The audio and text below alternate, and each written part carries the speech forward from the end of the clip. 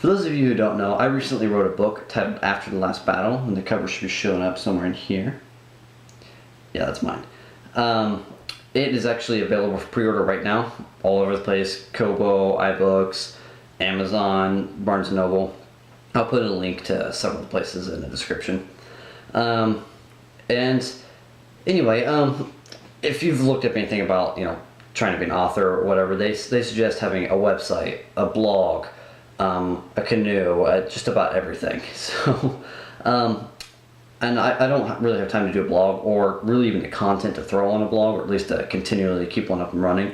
I'm pretty busy writing, managing 2 YouTube channels, working a full-time job. So, but I did have some content for a blog, so I decided instead to do a vlog and just throw them up on my YouTube channels. This particular one, I wanted to talk a little bit about the inspiration for my book. Now that it's finally published, I feel like it's a good time to talk about it.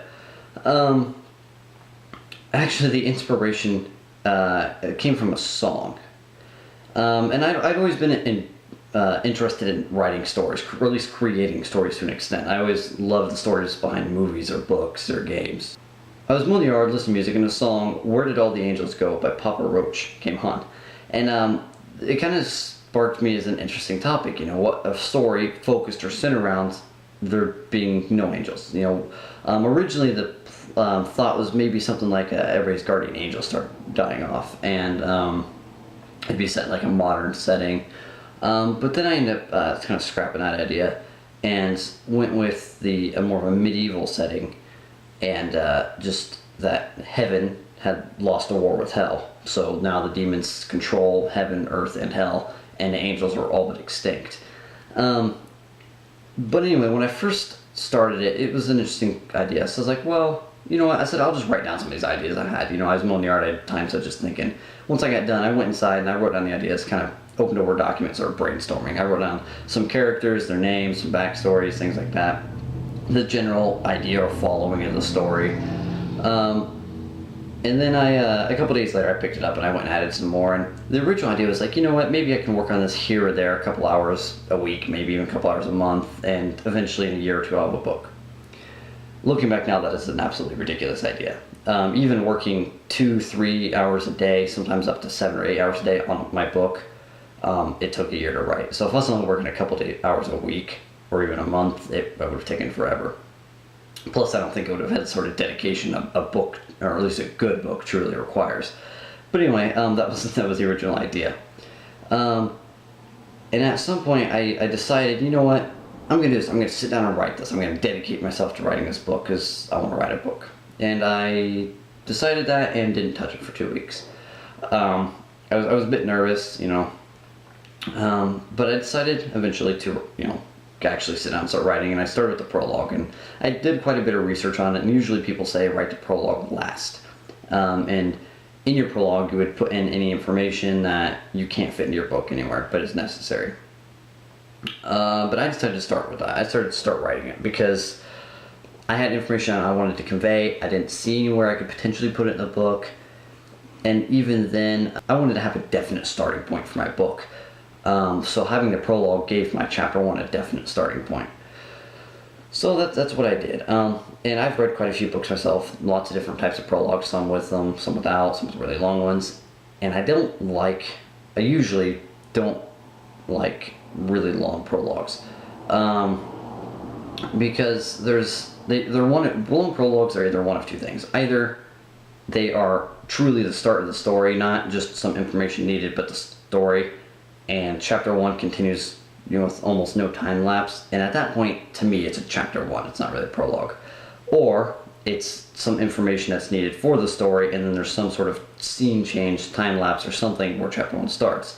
And that leaves me, while reading the prologue, ready to get to the story. I just want to start the story. So I didn't particularly enjoy long prologues, and I didn't want to write one. So I made sure to keep it concise, and I had a couple of people read it, and they basically all said the same thing. It needs more detail. And my argument was always, well, it's a prologue. It doesn't need to be as detailed as an actual chapter. And I want to keep it short and as detailed, make it too long. they were completely right in retrospect. I mean, it needed more detail, and it was awful. It was absolutely awful.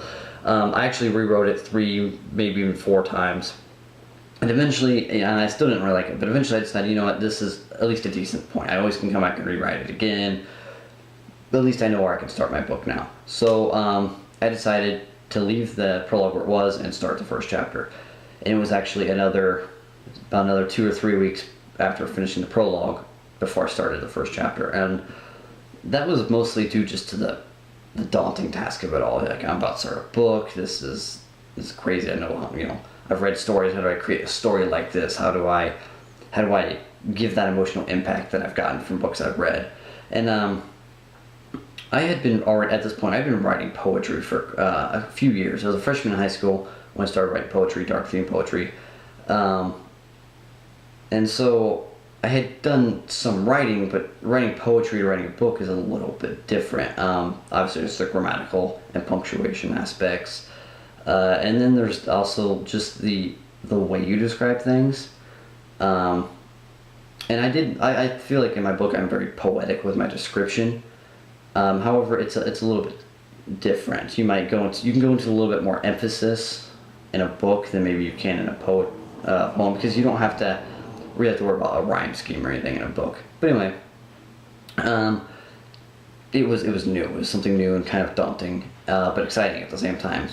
And eventually, I did obviously start the book, and it went under quite a few edits and everything. Naturally, most books do. But anyway, I did. It was about 2 weeks before I started the first chapter. But eventually, I did begin the book and write the first chapter. But once I actually completed the book, I came back and completely rewrote the prologue. I ended up deciding to treat it instead of just a few paragraphs of information and giving the readers an info dump. I chose instead to write it more as a scene of something playing out, an action scene kind of. And so it had all the information in it, all the same information, but it was conveyed in a much more entertaining and pulling kind of way to draw the reader in. Anyway, yeah, that was my inspiration for After the Last Battle. Again, it's available for pre-order now. You can find links in the description below. I won't have all the links, but it'll be there. Right now, it's only available in ebook for pre-order, but it should be available for pre-order in hardback sometime next week. It'll be, I forget which weeks. I think today's the 21st of July, so the week after that. But anyway, thanks for watching.